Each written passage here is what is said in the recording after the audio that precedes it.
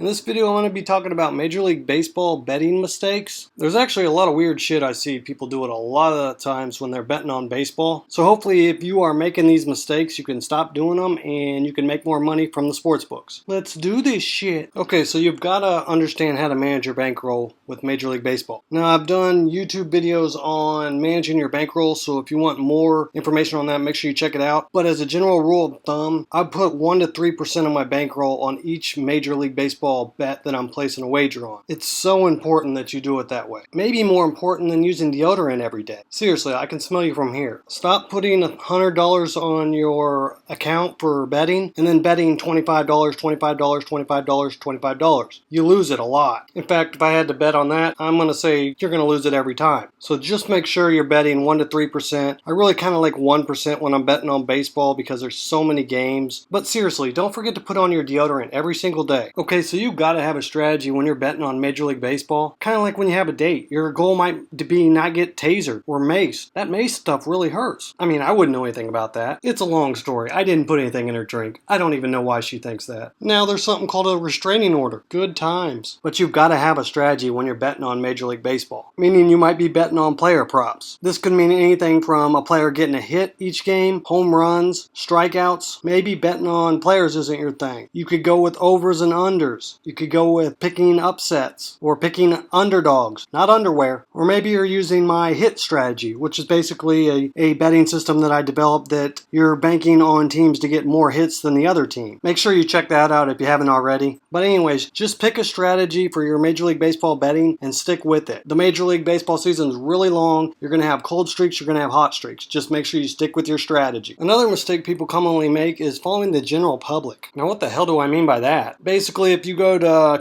covers.com and you see how many people are betting on the Yankees versus the Red Sox, and a lot of people are taking the Yankees, like 70% of the people, that would be going with the general public. So betting with the general public is really like a bad mistake. I even used to make that mistake when I was first learning how to bet on sports. Another reason it's a mistake is because the lines are actually inflated. When more people put money on a certain team, the lines shift and you don't make as much too. So just remember, if you're interested in a game, don't pay attention to the general public statistics. It's not going to help you. In fact, I would even say it'd be safer to go against the general public. Truth be told, I don't even like to pee in public. Another thing that makes me want to take a bubble bath and drop a toaster in it. Well, maybe it's not a mistake, but betting on games where the clear favorite is negative 150 or more, this is a very poor strategy. Basically, you're taking teams that are way big favorites and you're banking on them to win. What happens is if you'll take a team for like say negative 270 odds and they lose and you put a ton of money on it, you completely ruin your bankroll. Wouldn't do that because you're smart and you know how to manage your bankroll, meaning you're only going to put 1 to 3% of your bets on them. So just as a general rule, I don't really like to make my baseball bets on negative 150 odds and plus. In fact, you would have a better strategy of picking underdogs, saying plus 140, plus 150, because there's just more value on those games. So all I'm trying to say in my rambling is that just taking clear favorites in baseball is a horrible strategy. I know a lot of people are going to want to put a bar of soap in my mouth for this, but I kind of like the taste of soap, especially the minty kind. Stop betting on NRFIs. What's a NRFI? A NRFI stands for no runs in the first inning. It's a very common bet that a lot of sports bettors will place for Major League Baseball games. Don't get me wrong, I 100% see why people want to do it. Usually they have the pitchers or their best pitchers on their teams, but they're also facing the best batters on the other teams. They're fresh, but it's just seriously not worth placing a bet on a NRFI. It's actually a horrible idea. The odds are heavily inflated. The probability of actually winning these is extremely low. This is when teams usually score the most in the first inning or the last inning. I've done a whole video on NRFIs and why they're a bad idea, so if you want more information on that, just go ahead and check that out. Just say no to NRFIs, okay? Another one is the weather. This is a very common mistake that a lot of Major League Baseball sports bettors will make. I'm not saying you got to be glued to the Weather Channel, but there are sites like ballparkpal.com, which you can just check the weather at a glance. You can see if the wind's blowing out, which lead to higher scoring games. If the wind's blowing in, it leads to lower scoring games. If it's hotter, the ball travels further. If it's cold and everybody's freezing their nuts off, then it's going to be a lower scoring game, meaning under 50 degrees. So just make sure you get into the habit to checking the weather right before places on a wager. It can actually be a pretty big factor for overs and unders. Believe it or not, there are people that their main strategy is playing on the weather. Those are my people. But if you want more information on Major League Baseball and the weather, make sure you check out my other videos. I've actually done full videos on the weather in Major League Baseball. Another common mistake that a lot of Major League Baseball bettors will make is they won't check the prices with different sports books on games or stuff that they're interested in placing a wager on. What I mean by this is FanDuel will have it priced differently than DraftKings, BetMGM, Caesars. But what a lot of people don't know is the prices can be drastically different. Meaning if you're interested in the Yankees and Red Sox game, the Yankees could be at a negative 150. Now at another sports book, they could be at a negative 125. That's actually a huge difference in terms of payout. So always just make sure you're checking the prices before placing any wagers with different sports books. It really could be a drastically different odds and you can win a lot more money that way. Now I've done a complete video on shopping for odds, so make sure you check that out if you haven't checked that out already. Okay, another thing you need to pay attention to is how are the teams doing in their last 10 games. For instance, baseball season is very long. It's 162 games. So naturally, teams are going to go on hot streaks and they're going to go on cold streaks. You might even see a random fan run across the field and streak. So you might see a team that's